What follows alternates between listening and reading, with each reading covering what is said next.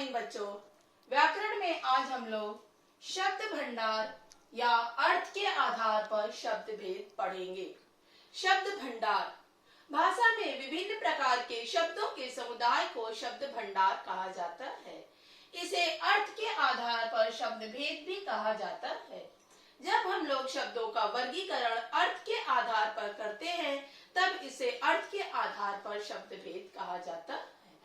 अब हम लोग जानते हैं अर्थ के आधार पर शब्दों के कितने भेद होते हैं। पहला, पर्यायवाची शब्द। समान अर्थ बताने वाले शब्दों को पर्यायवाची शब्द कहा जाता है। जैसे सूर्य, दिनकर, दिवाकर, रवि, भास्कर आदि। पृथ्वी, भू, वसुधा, वसुंधरा आदि।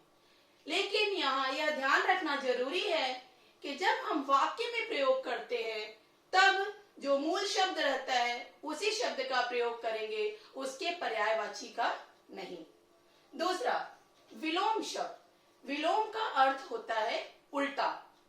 विपरीत या उल्टा अर्थ बताने वाले शब्दों को विलोम शब्द कहा जाता है। यहाँ पर भी यह ध्यान रखना जरूरी है कि तत्सम शब्दों का विलोम शब्द तत्सम और तद्भव शब्दों का विलोम शब्द तद्भव होना चाहिए। जैसे अग्रज, अनुज, आर्द्र, शुष्क।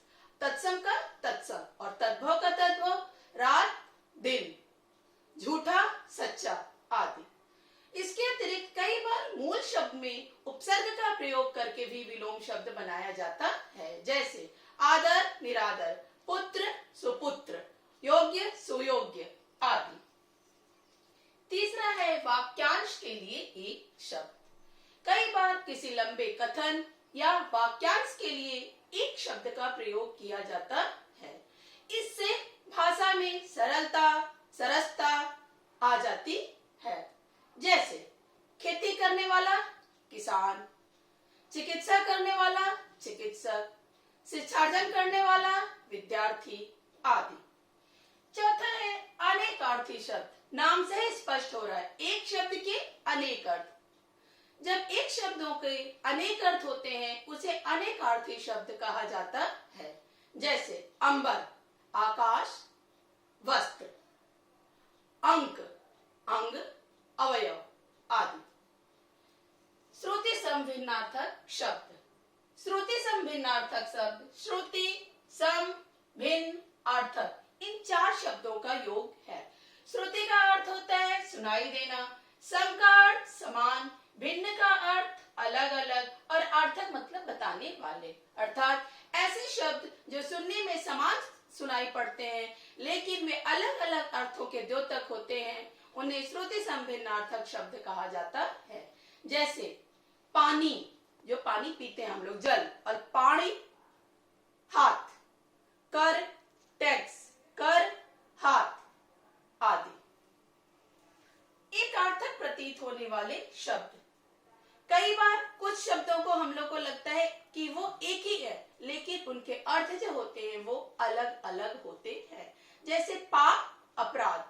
पाप जो है वो धार्मिक नियमों के खंडन करने पर हमें लगता है और अपराध जब हम लोग कानून का उल्लंघन करते हैं। सेवा, शुश्रूषा। सेवा जो है वो हम बड़ों की करते हैं और शुश्रूषा दीन दुखियों की सेवा करना आदि। समूहवाची शब्द। हिंदी भाषा में या अंग्रेजी भाषा में, किसी भी भाषा में कई बार हम लोग समूहवाची शब्दों का भी प्रयोग करते हैं। मतलब एक समूह के लिए एक शब्द का प्रयोग।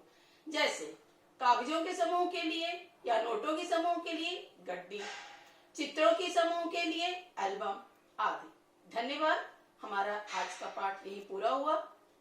आपका दिन मंगलमय हो।